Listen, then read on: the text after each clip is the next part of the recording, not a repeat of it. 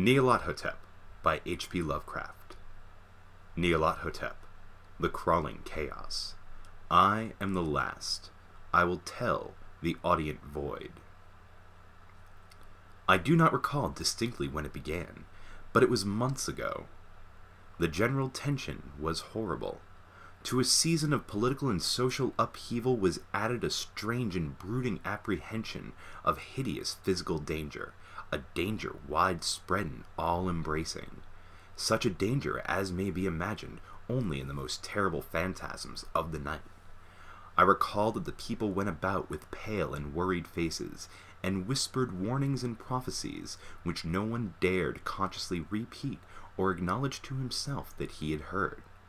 A sense of monstrous guilt was upon the land, and out of the abysses between the stars swept chill currents that made men shiver in dark and lonely places. There was a demonic alteration in the sequence of the seasons.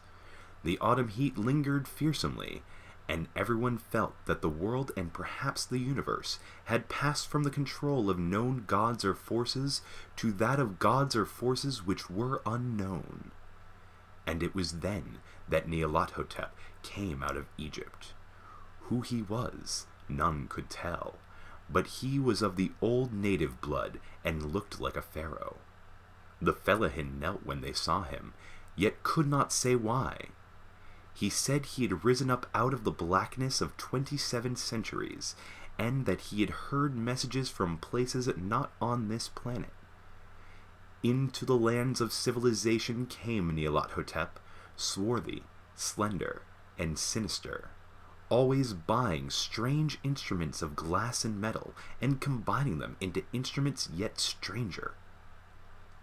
He spoke much of the sciences, of electricity and psychology, and gave exhibitions of power which sent his spectators away speechless, yet swelled his fame to exceeding magnitude. Men advised one another to see Nyarlathotep, and shuddered. And where Nyarlathotep went, rest vanished. For the small hours were rent with the screams of nightmare. Never before had the screams of nightmare been such a public problem. Now the wise men almost wished they could forbid sleep in the small hours, that the shrieks of cities might less horribly disturb the pale, pitying moon as it glimmered on green waters gliding under bridges and old steeples crumbling against a sickly sky. I remember when Nyarlathotep came to my city, the great, the old, the terrible city of unnumbered crimes. My friend had told me of him, and of the impelling fascination and allurement of his revelations, and I burned with eagerness to explore his uttermost mysteries. My friend said they were horrible and impressive beyond my most fevered imaginings, and what was thrown on a screen in the darkened room prophesied things none but Nyarlathotep dare prophesy. And in the sputter of his sparks there was taken from men that which had never been taken before, yet which showed only in the eyes. And I heard it hinted abroad that those who knew Nyarlathotep looked on sights which others saw not. It was in the hot autumn that I went through the night with the restless crowds to see Nyarlathotep. Through the stifling night and up the endless stairs into the choking room, and on a screen I saw hooded forms amidst ruins, and yellow evil faces peering from behind fallen monuments, and I saw the world battling against blackness, against the waves of destruction from ultimate space, whirling, churning, struggling around the dimming, cooling sun.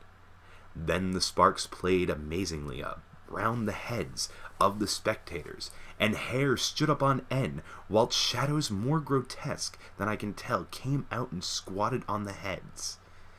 And when I, who was cooler and more scientific than the rest, mumbled a trembling protest about imposture and static electricity, Nyarlathotep drove us all out, down the dizzying stairs, into the damp, hot, deserted midnight streets.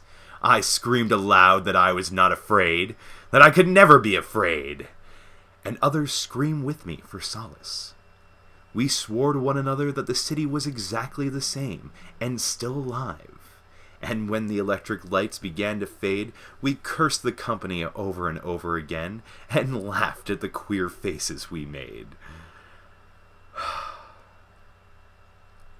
I believe we felt something coming down from the greenish moon, for when we began to depend on its light, we drifted into curious involuntary marching formations, and seemed to know our destinations, though we dared not think of them. Once we looked at the pavement, and found the blocks loose and displaced by grass, with scarce a line of rusted metal to show where the tramways had run. And then we saw a tramcar, lone, windowless, dilapidated, and almost on its side. When we glared around the horizon, we could not find the third tower by the river, and noticed that the silhouette of the second tower was ragged at the top. Then we split into narrow columns, each of which seemed drawn in a different direction. One disappeared in a narrow alley to the left, leaving only the echo of a shocking moan. Another filed down a weed-choked subway entrance, howling with a laughter that was mad.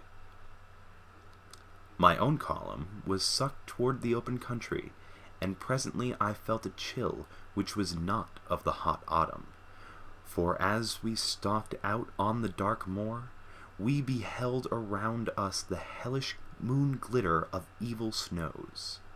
Trackless, inexplicable snows, swept asunder in one direction only, where lay a gulf all the blacker for its glittering walls. The column seemed very thin indeed, as it plodded dreamily into the gulf. I lingered behind, for the black rift in the green-litten snow was frightful, and I thought I had heard the reverberations of a disquieting wail as my companions vanished. But my power to linger was slight. As if beckoned by those who had gone before, I half floated between the titanic snowdrifts, quivering and afraid, into the sightless vortex of the unimaginable. Screamingly sentient, dumbly delirious, only the gods that were can tell. A sickened, sensitive shadow, writhing in the hands that are not hands, and whirled blindly past ghastly midnights of rotting creation, corpses of dead worlds with sores that were cities, charnel winds that brush the pallid stars and make them flicker low.